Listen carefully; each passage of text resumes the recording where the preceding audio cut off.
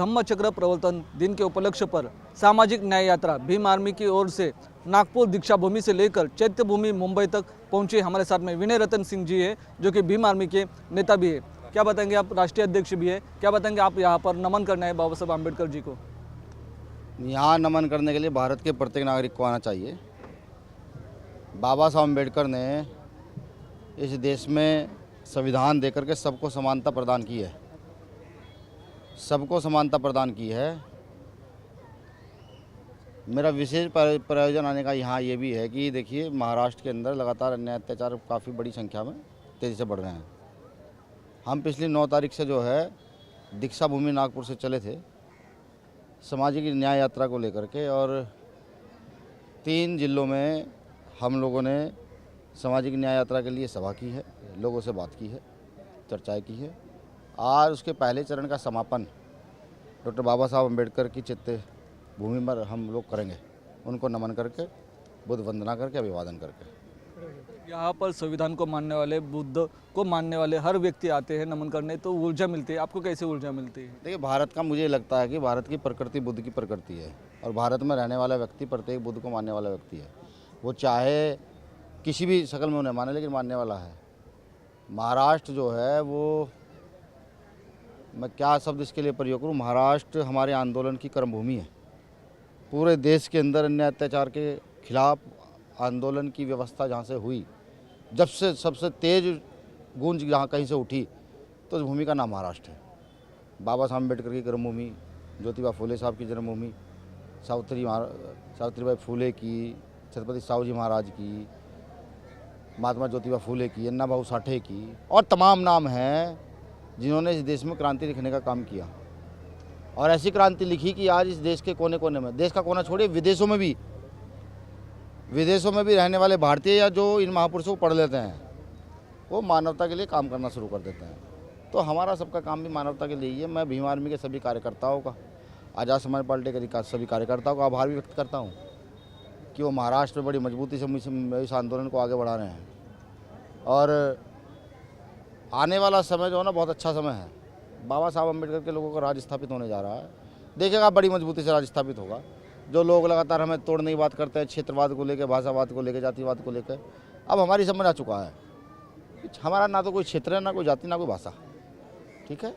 हम तो शोषित वर्ग के लोग रहे हैं। बाबा साहब अम्बेडकर ने हमें शोषित वर्ग से ऊपर उठा करके सम्मान का जीवन जीने की प्रेरणा दी है, ठीक। उस सम्मान का जीवन लेकर के हम अपना झंडा डंडा लेकर के आगे की ओर बढ़ रहे हैं। हमारा उद्देश्य इस देश में न्याय स्थापित करना है। हमारा उद्देश्य डॉक्टर बाबा साहब अम्बेडकर की आइडियोलॉजी को स्थापित करना है। हमारा उद्देश्य यहाँ का प्रत्येक स्त्री पुरुष अपने आप को सुरक्षित महसूस करे, ऐसा माहौल पैदा कर देना है। सामाजिक न्याय यात्रा 3 जिलों में महाराष्ट्र से गुजरी, तो अब आपको कैसा एहसास हुआ, कैसा महसूस हुआ? देखिए, एहसास तो ऐसा हुआ कि महाराष्ट्र की सरकार जो है ना, निकम्मी है। इससे पूर्व की सरकार उससे भी ज़्यादा निकम्मी थी। आप जानते हैं, खैरलान जी कांड के दोषी को सज़ा नहीं हो पाई है। 18 साल हो गए लड़ते लड़ते लड़ते लड़ते, इतना बड़ा मामला, इतनी बड़ी घटना, ठीक, कि उसको कोई पढ़ ले तो वो शर्म से मर जाए, आज तक उनको सज़ा नहीं हो पाई है। तो इस घटना का आप निषेध करते हैं? इस घटना का निषेध तो भारत के प्रत्येक व्यक्ति को करना चाहिए। वो घटना इतनी दुखदाई थी बहुत। अभी मैं मराठवाड़ा से होकर आ रहा हूँ, वहाँ भी कहीं हत्या के मामले संज्ञान में आए हैं, कई एट्रोसिटी के मामले संज्ञान में आए हैं। महाराष्ट्र की सरकार जो है ना, निकम्मी हो गई है। वो जाति धर्म के आधार पर चीज़ों को व्यवस्थित कर रही है। अभी आपने देखा होगा, नागपुर में उन्होंने दीक्षा भूमि पर अटैक कर दिया कि भाई यहाँ पर वो क्या बना रहे थे, पार्किंग अंडरग्राउंड, क्यों अंडरग्राउंड पार्किंग बना रहे थे? महाराष्ट्र में इतनी भूमि है, लेकिन दीक्षा भूमि के अंदर ही पार्किंग बनाना चाहते थे। तो बुद्ध के विचार खत्म करने की ये सोची समझे राजेश? ये देश इनके बाप दादाओं का देश थोड़ा, ये हमारे बाप दादाओं का देश है। बुद्ध हमारे पुरख हैं, उनके विचारधारा खत्म तब होंगे जब हम जैसे लोग खत्म हो जाएंगे। और हम जैसे लोगों को खत्म करना इतना आसान थोड़ा ही है। आज हर गली मोहल्ले में डॉक्टर बाबा साहब अम्बेडकर का झंडा डंडा मजबूत है, ठीक है।